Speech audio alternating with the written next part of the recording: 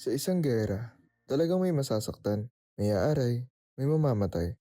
Siyang mapagmahal, aking mga karinyosang kapatid sa katipunan. Pag-ibig ba'y nasusukat lamang ng kamatayan?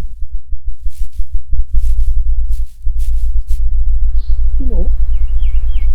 Ginoo? Ayos ka naman ba, Ginoo? Ay, pakagwapong binatilyo. Ikaw ba ang matagal nang hinahanap ang dalagang ito? Ni hindi mo nga kilala yung tao na yan. Hindi po ako gwapo eh dapat padalos-dalos ka na, Aber. Ah! Ako nga pala si Crisostomo, Binibini. Maaari ko bang malaman ang iyong pangalan? Ako nga pala si Julia at sa amin tong palayan. Ginoo, Mukhang ito na ang oras para ipakita natin ang ating pagkamagandang lalaki. Maganda, mahinhin, at kaakit-akit. Wala ka nang mahihiling panghiwa. Tama. Ginoo, baka nagugutom ka't gusto mo sumama sa aming merienda. Sige, ngunit maaari mo ba muna akong pagbigyan sa isang maliit na pabor? Kung aking kakayanin, bakit hindi, Ginoo? Maaari ba kitang may sayaw?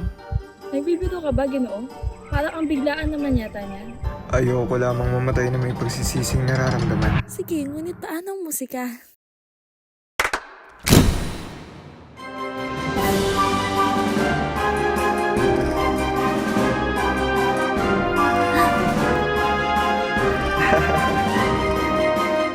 Itong sayo. Sige, Julia, itaas mo pa.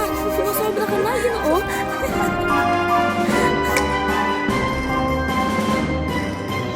Ayan.